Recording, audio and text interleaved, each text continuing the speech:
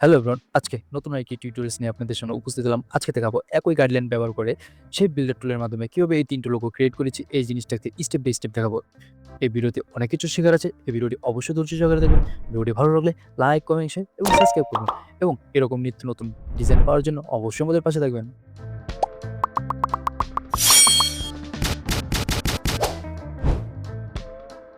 একটি গাইডলাইন ব্যবহার করে এই ৩ টি লোগো আজকে ক্রিয়েট করব। তার জন্য সর্বপ্রথম এখানে আমরা লাইন টুলটি সিলেক্ট করব। এখন শিফটে ক্লিক করে ধরে রেখে এরকম একটা রুল টানবো। এটিকে আমরা একটি স্ট্রোক কালার দিয়ে দিব এখান থেকে। আর এখান থেকে হোয়াইট ফিল কালারটিকে জাস্ট রিমুভ করে দিব। এখন এরকম আমার আরও 12টি রুলের দরকার। তার জন্য আমি এটিকে কপি করব। অলটা ক্লিক করে ধরে রেখে এভাবে টান দিব।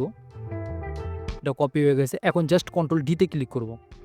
এখন আমার যেহেতু আরও 10টি রুল দরকার, এখন আমার 2টি অলরেডি নেওয়া হয়ে গেছে। তো 1, 2 কন্ট্রোল ডিতে ক্লিক করব। 3, 4, 5, 6, 7, 8, 9, 10, 11, 12। তো আমার 12টি রুল নেওয়া হয়ে গেছে।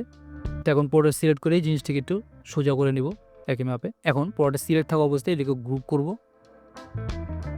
এখন এটিকে কপি করে এটিকে একটু বাঁকা করে দিব। তার জন্য সর্বপ্রথম এটিকে আমরা সিলেক্ট করব এবং কন্ট্রোল CF দিয়ে কপি করব। কপি করার পর এটিকে হালকা করে এরকমভাবে বাঁকা করে দেব এবং এটিকে আবার কপি করব কন্ট্রোল CF দিয়ে। তারপর এটিকে আবার বাঁকা করে দেবো। এখান থেকে প্রপার্টিস থেকে ফ্লিপ ভার্টিক্যালি ক্লিক করে এটিকে বাঁকা করে দিব। এই প্রপার্টিস অপশনটি যদি আপনাদের চালু না থাকে উইন্ডোজ থেকে আপনারা এই অপশনটি চালু করে নেবেন। তো এখন যেহেতু একই গাইডলাইন ব্যবহার করে 3টা লোগো ক্রিয়েট করব, তার জন্য এটিকে আমরা কপি করে নিব। এভাবে আমরা কপি করে নিয়ে রাখলাম। তো এই গাইডলাইনটি ব্যবহার করে আপনারা হাজার হাজার লোগো ক্রিয়েট করতে পারবেন। তো এখন আমরা যেহেতু ABC এই লোগোটি ক্রিয়েট করব এই গাইডলাইনটি দিয়ে, তার জন্য সর্বপ্রথম এটিকে সিলেক্ট করতে হবে। সিলেক্ট করার পর শেপ বিল্ডার টুল দিয়ে এই লোগোটি ক্রিয়েট করতে হবে। কারণ শেপ বিল্ডার টুলটি সিলেক্ট করলাম। সিলেক্ট করার পর এখান থেকে জাস্ট আমরা ABC এর শেপ দিব। এখন সর্বপ্রথম আমাদের এই শেপটি নিতে হবে শেপ বিল্ডার টুল দিয়ে। কিন্তু এর আগে আমাদের এখানে একটি ফিল কালার থাকতে হবে, যে কোনো ফিল কালার। আমি এখানে একটি ব্ল্যাক কালার ফিল কালার রাখলাম। তারপর শেপ বিল্ডার টুল দিয়ে এটিকে শেপ দিচ্ছি। এটি খুব সুন্দরভাবে করতে হবে।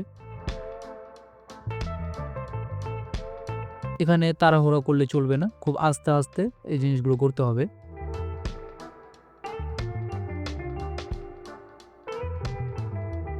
এখানে খুব আস্তে আস্তে ফিনিশিংটা দিতে হবে।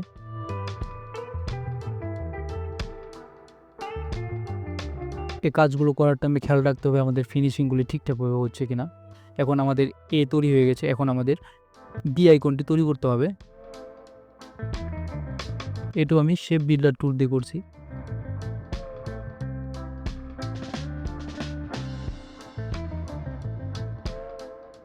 এই সাদা জায়গাগুলো আমরা শেপ বিল্ডার টুল দিয়ে ফিনিশিং দিয়ে দিব।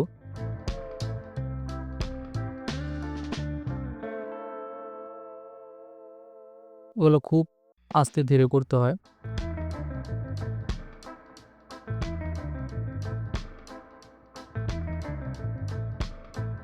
এখানকার ফিনিশিংটি একটু ভালোভাবে দিতে হবে, তাড়াহুড়া করলে চলবে না।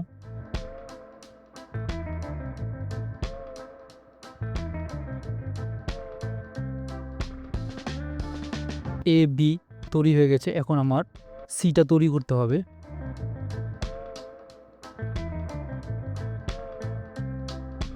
এখান থেকে আবার টান দিলাম। একটু খেয়াল রাখতে হবে আমাদের ফিনিশিংগুলি ভালো হতে হবে। ফিনিশিং ভালো না হলে চলবে না।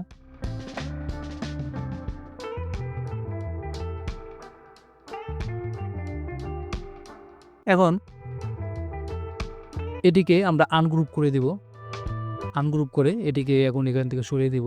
তার জন্য সিলেক্ট করব, শিফটে ক্লিক করে সিলেক্ট করব। সিলেক্ট করে এখান থেকে জাস্ট এটাকে সরিয়ে দিব।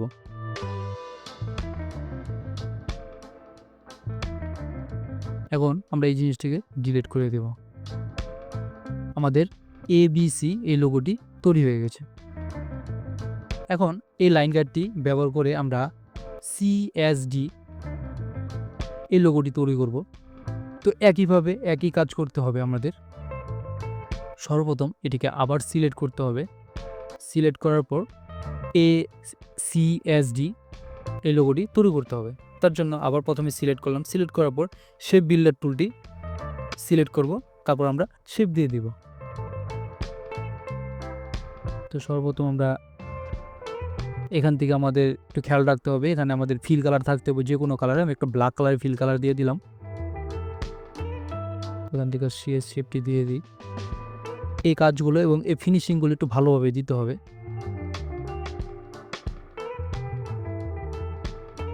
এখানে একটু খেয়াল রাখতে হবে যে আমাদের ফিনিশিংগুলো ঠিকঠাকভাবে হচ্ছে কিনা।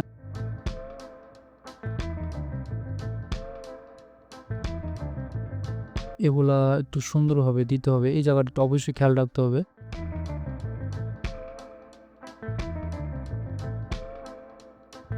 তো আমার সি আইকনটি হয়ে গেছে। এখন আমাদের যেহেতু CSD, তো আমাদের S তৈরি করতে হবে।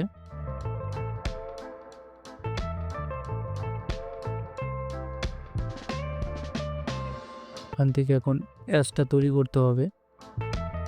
ওগুলোর ফিনিশিংগুলো একটু ভালোভাবে দিতে হবে, এদিকে অবশ্যই একটু খেয়াল রাখতে হবে।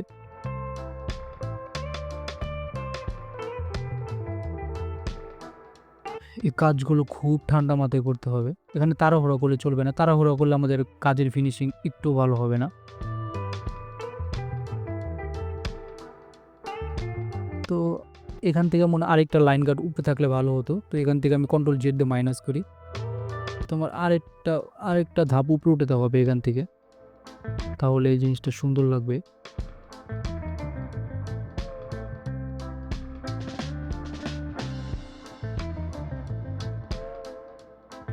এখান থেকে সেম একইভাবে শেপ বিল্ডার টুল দিয়ে উপরে টান দিয়ে দিলাম। ওগুলা শেপটি নিয়ে নিচ্ছে খুব সুন্দরভাবে। আমাদের অবশ্যই খেয়াল রাখতে হবে আমাদের ফিনিশিংগুলো ঠিকঠাকভাবে হচ্ছে কিনা। ফিনিশিংগুলির দিকে অবশ্যই আমাদের একটু ভালো করে খেয়াল করতে হবে। এই ফিনিশিংগুলি ঠিকঠাকভাবে না হলে লোগোটা দেখতে একটু সুন্দর হবে না।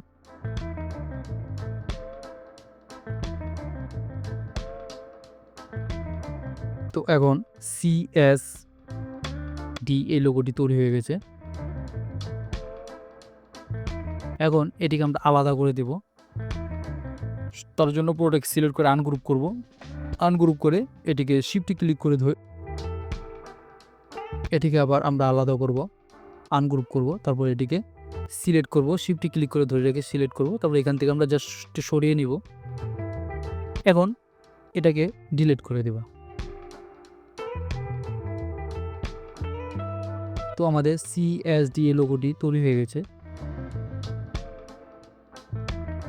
এখন আমাদের MG এই লোগোটি তৈরি করতে হবে একই গাইডলাইন ব্যবহার করে। তো তার জন্য আমরা এটিকে সিলেক্ট করব। সর্বপ্রথম সিলেক্ট করার পর শেপ বিল্ডার টুলটি ব্যবহার করব। শেপ বিল্ডার টুল ব্যবহার করে এখান থেকে আমরা শেপ নিয়ে নেব। তার জন্য এখানে একটু খেয়াল রাখতে হবে, এখানে আমাদের একটি ফিল কালার রাখতে হবে।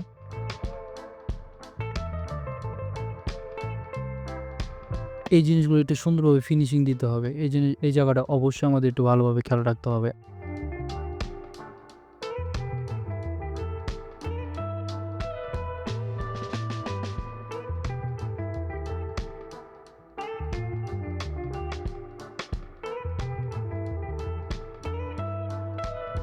তো এখান থেকে আবার একটি শেপ নিয়ে নিব সুন্দরভাবে।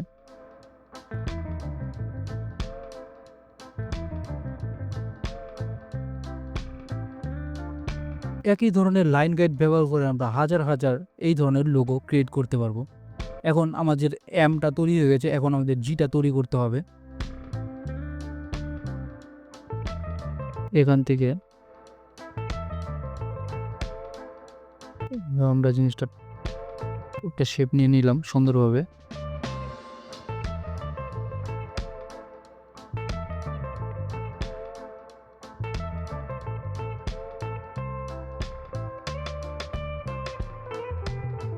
এখান থেকে এই জিনিসটা একটু উপরে উঠে দিলাম।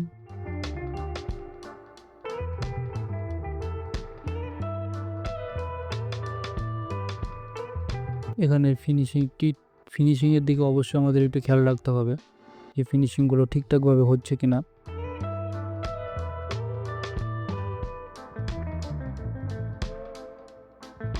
এখন এই জিনিসটাকে আনগ্রুপ করে এখান থেকে একটু সরিয়ে নিব। দুইটাকে একসাথে শিফট ক্লিক করে সিলেক্ট করে সরিয়ে নিলাম এবং এটিকে ডিলিট করে দিলাম।